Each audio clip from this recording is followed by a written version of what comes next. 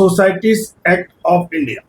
वो cooperative housing societies बनाते हैं जिसमें आप एक मकान एक सदनी का खरीदते हैं तो ये लगता है कि आप उसके मालिक हो गए।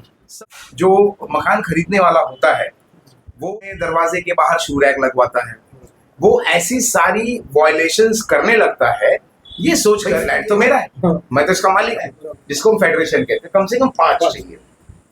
बहुत बड़े बड़े जब कॉम्प्लेक्स होते हैं तो कन्वीनियंस एक मुद्दा हो जाता है। अगर एक ही स्विमिंग पूल है और 20 सोसाइटी है, 20 बिल्डिंग है तो उनका फेडरेशन बना के फिर वो कन्वीनियंस एजीएम होती है, एजीएम में चुनाव हो जाते हैं, डिक्लेयर हो चुनाव वो अपने आप डिक्लेयर हो जाते हैं। लेकिन ये सारे अवैध चीजें हैं, ये ऐसे नहीं होता है।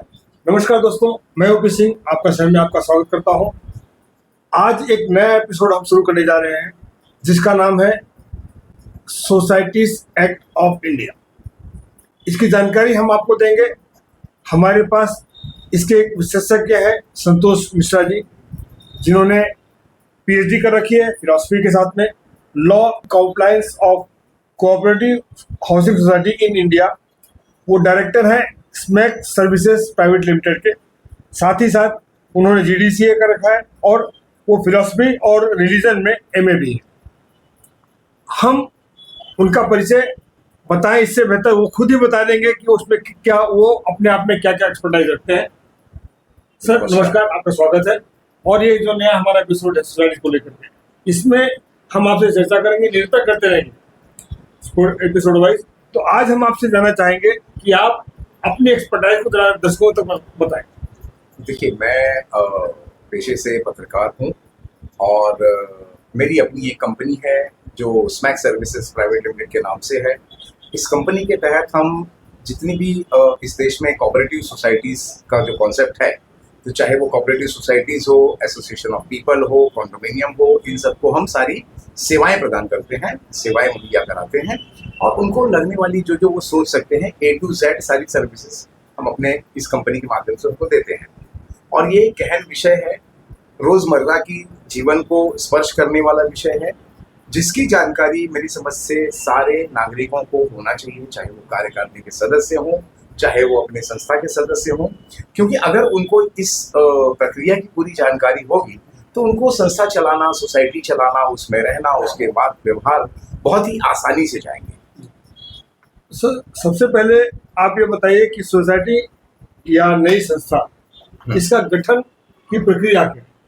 जी, सबसे पहले तो हमें ये समझना होगा कि जब कोई संस्था बनती है तो उसके पहले की पार्श्वभूमि क्या होती है।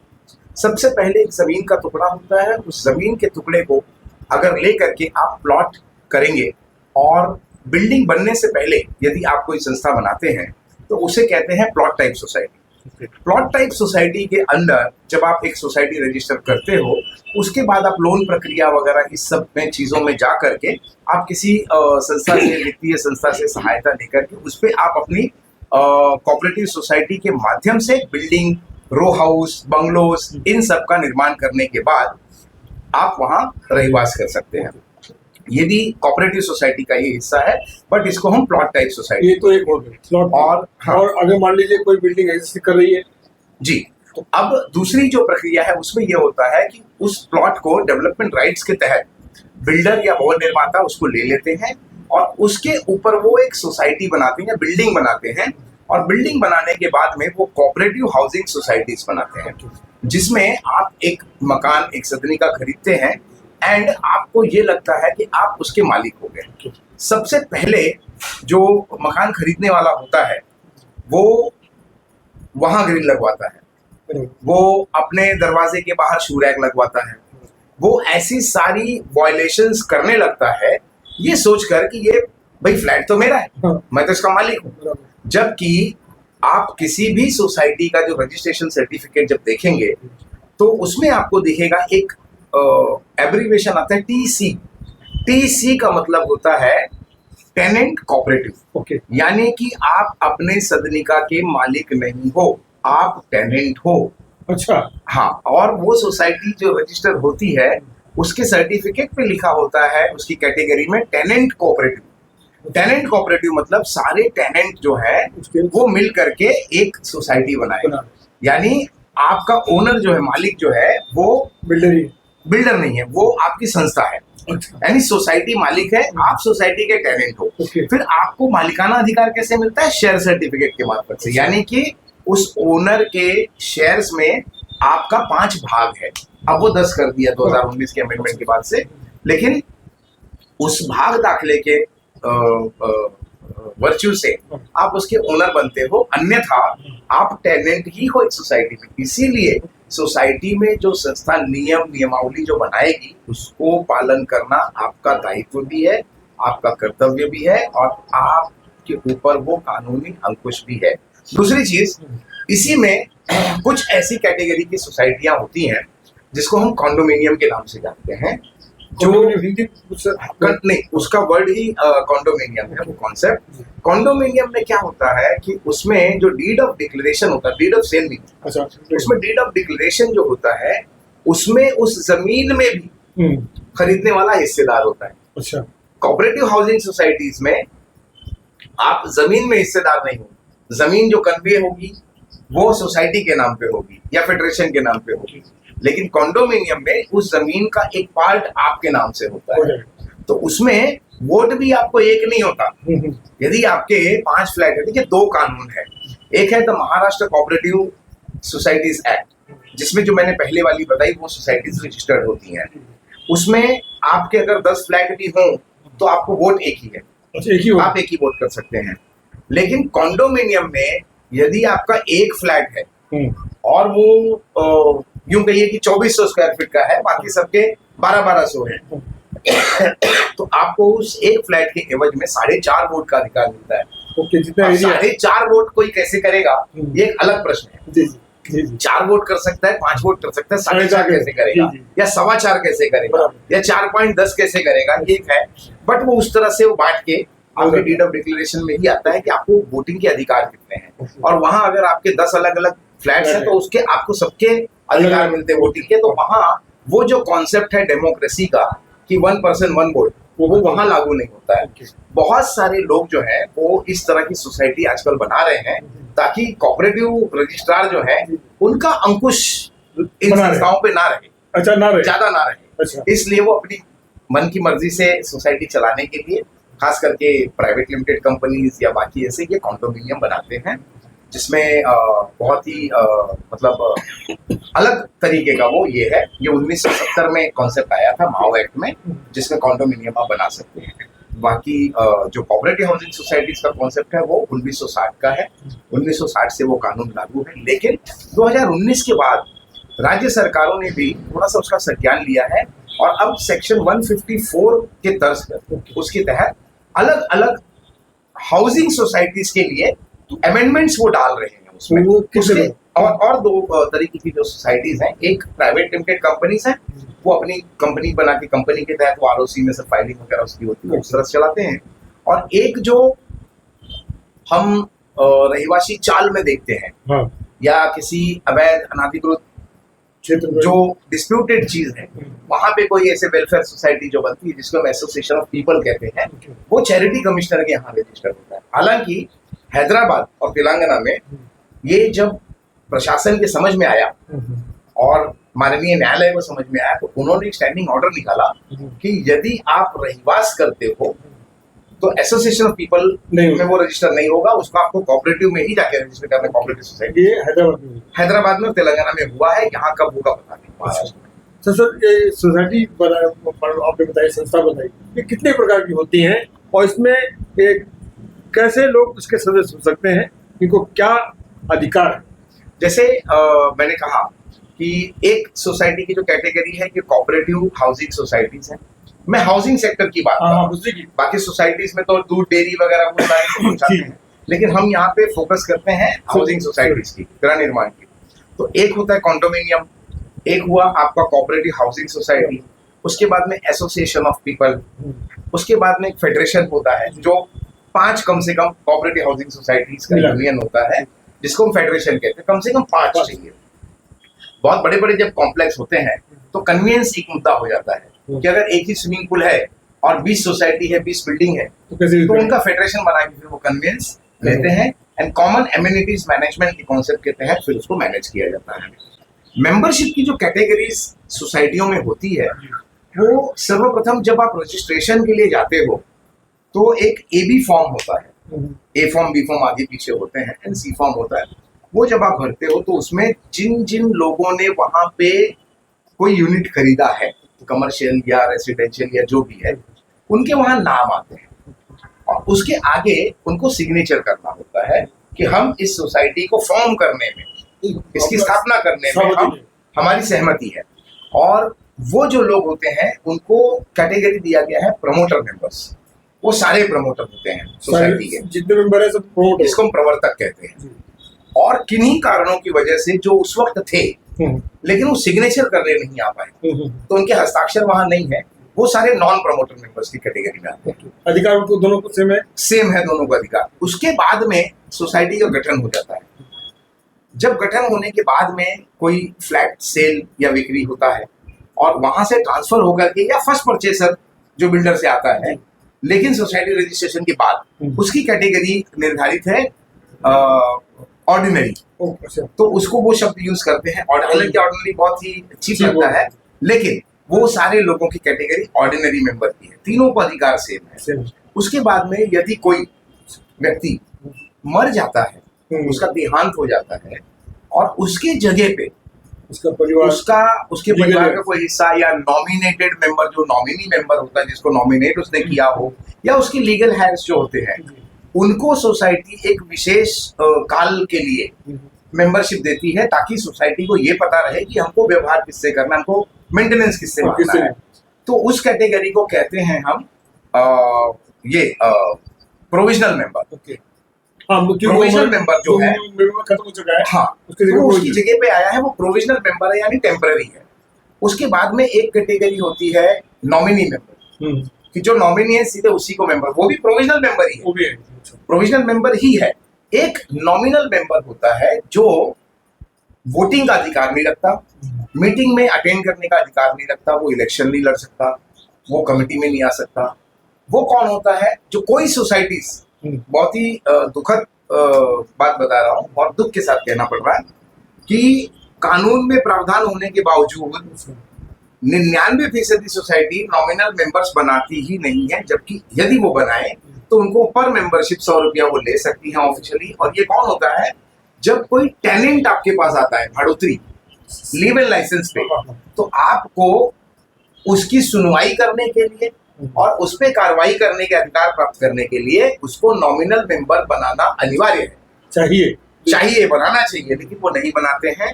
कई सारी सोसाइटीज में जब हम फॉर्म भेजते हैं नॉमिनल मेंबरशिप का, तो चेयरमैन सेक्रेटरी, उनको अभाव होता है ज्ञान का, तो कहते हैं हम क्यों मेंबर बनाएंगे, हम नहीं बनाएंगे, हो तो टेनेंट, हम मेंबर नहीं बनाएंगे। जबकि MCS एक्ट कहता है कि सोसाइटी सिर्फ और सिर्फ अपने मेंबर से ही डील कर सकती है।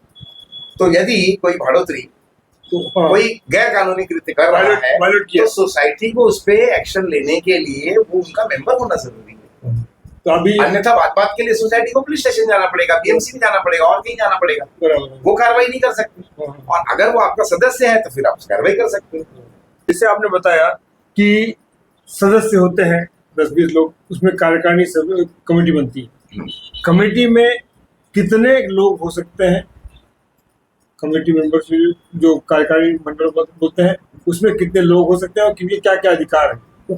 उनको उनमें प्रतिबंध भी कैसे लग सकता है, ये भी नहीं होगा। और उनका चयन कैसे होता है?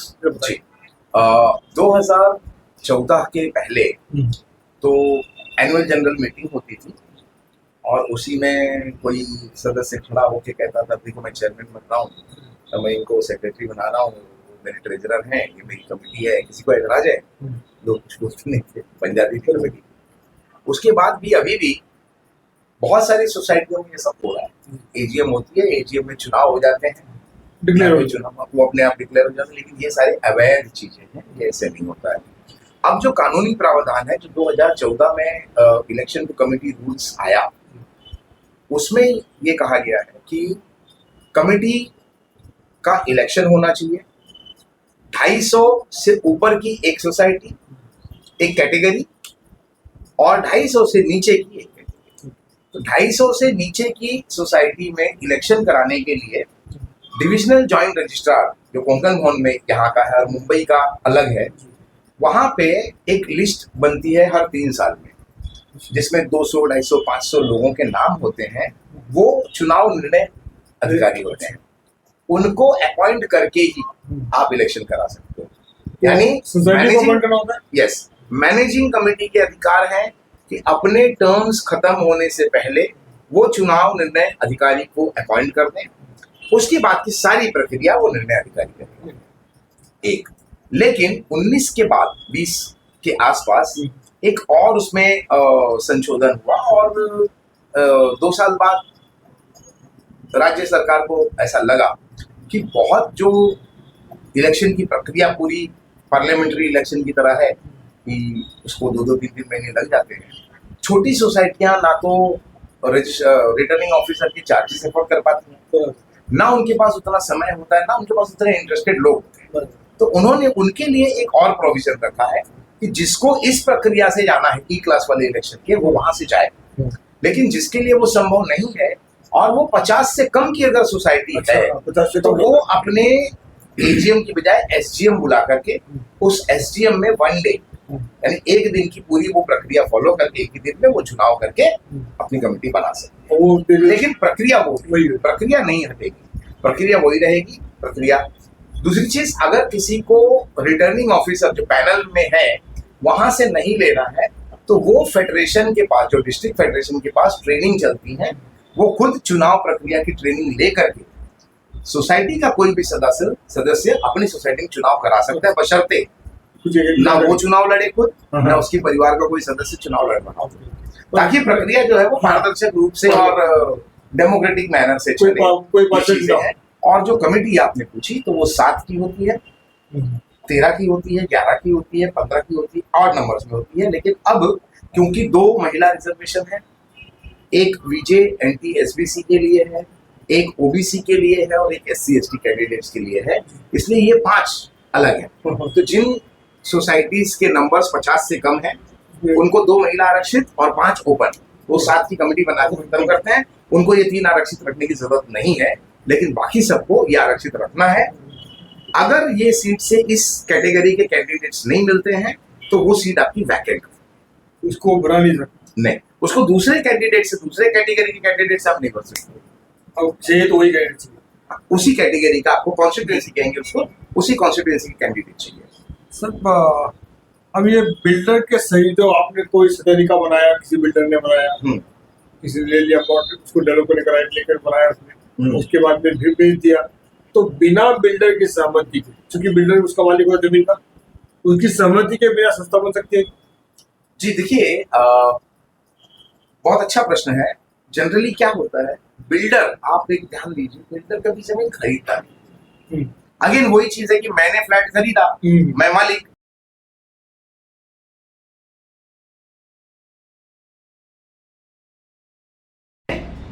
पैसा देंगे, मेरा सेल डीड एग्रीमेंट है, मैं टेनेंट कब हो गया, तो आप सोसाइटी में सदस्य हो गए, आप टेनेंट हो गए। उसी तरह से बिल्डर जो है वो डेवलपमेंट एग्रीमेंट करता है उस जमीन वाले से, खेडूत से, जो जमीन मालिक होता है उससे, और राइट टू कन्वे वो लेता है। अच्छा। और वो ये चाहता है कि जितना वो विलंब कर सके कन्वेंस करके देने में वो करे, क्योंकि डेवलपमेंट राइट्स इसके पास है। आप समझिए ऐसे कि एक्स एरिया में मेरे 4 बिल्डिंग बन रहे हैं, वाई एरिया में मेरी 2 है और जेड एरिया में मेरी 12 बिल्डिंग बन रही है। एक्स और वाई में 1 आफ्टर 1 बनाता हूँ, और यहाँ जब मैंने बनाया तो 1 का एफएसआई था। डेवलपमेंट राइट्स मेरे पास है, बिल्डिंग बन गई है, मैंने ताबा दे दिया है, लोग वहां रहने आ गए हैं, मैंने संस्था बना दी है, वहां कोऑपरेटिव सोसाइटी बन के चल रही है। इसको 15 साल हुआ, इसको 10 साल हो गया। अब 4 का एफएसआई हो गया है डेवलपमेंट कंट्रोल रूल्स में, और वो रिवाइज हो गया। तो ये जो एक्स्ट्रा 3 का एफएसआई मुझे इस दोनों बिल्डिंग को ऊपर बनाने के लिए मिला है, उसको मैं टीडीआर सरेंडर करूंगा, और वो टीडीआर मैं इस वाले प्रोजेक्ट में लेके 20 की जगह में 40 माले की बिल्डिंग बनाऊंगा। और इन दोनों संस्थाओं को ये सब खेल समझ में नहीं आता। अगर मान लीजिए भविष्य में रीडेवलपमेंट जैसे आके हो रहे हैं, तो ये जो दोनों कोई बेनिफिट इनको नहीं मिलेगा, क्योंकि इनको रीडेवलपमेंट का बेनिफिट तब से मिलना शुरू होगा जब ये इनके नाम कन्वेंस होगा। आपकी संस्था आज बन गई है, 20 साल तक आपने कन्वेंस नहीं किया, तो कन्वेंस जो धारक है, यानी जो डेवलपमेंट राइट्स लिया है जैसे बिल्डर, हाँ। तो एफएसआई का बेनिफिट, जो रिवाइज एफएसआई का बेनिफिट है वो तो उसको मिलेगा, वो ले चुका होगा। क्योंकि अधिकार उसके पास है। अब मान लो वो ऑलरेडी आपका जो रिवीजन है वो ले चुका है, तो आपको कहां से मिलेगा? तो उसके लिए क्या प्रावधान होगा, क्या सजगता क्या देखिए होगी? प्रावधान बहुत है। मोफा कहता है, महाराष्ट्र ओनरशिप फैक्ट्स एक्ट कहता है कि संस्था बनने के 6 महीने के अंदर आपको कन्विंस करके देना। बिल्डर नहीं, 6 साल 20 साल नहीं देता। रजिस्ट्रार जिस वक्त आपको रजिस्ट्रेशन सर्टिफिकेट देता है वो एक ज्ञापन भी देता है कि मैं ये ज्ञापन देता हूँ, मैं शपथ लेता हूँ कि 6 महीने के अंदर मैं कन्विंस करके दूंगा, लेकिन बाद में उस पर किसी का ध्यान नहीं होगा। वो ज्ञापन संस्था के मेंबर्स तक कभी पहुंचता ही नहीं है। दर्शकों, अब ये एपिसोड हम यही समाप्त करते हैं। मोफा की बात हम अगले एपिसोड में करेंगे। मोफा क्यों और कैसा रोल अदा करता है, इसकी जानकारी हम अगले एपिसोड देंगे, और संतोष मिश्रा जी हमारे साथ बने रहेंगे और वो आपको एक्सपर्ट जानकारी देते रहेंगे। आपको अगर कोई सवाल करनी है इनके इस एपिसोड को लेकर के, तो हमें कमेंट बॉक्स में अपना कमेंट दीजिए, अपने सवाल करिए, उनसे जवाब वो आपको देंगे। हमारे नंबर नीचे दिए गए हैं, उसमें भी कॉल कर सकते हैं, आप अपना क्वेश्चन कर सकते हैं, ये जवाब देंगे, हम जवाब दे हैं और बने रहेंगे। आपके जानकारी और कोई सहायता के लिए ऑलवेज आपका शरण उपस्थित है। हमारे सदस्य, हमारे जो मेंबर है कलीग, वो भी आपको जवाब देंगे और आपकी सहायता करेंगे। आप बने रहें, इस एपिसोड को देखते हैं, लाइक और सब्सक्राइब करें। धन्यवाद।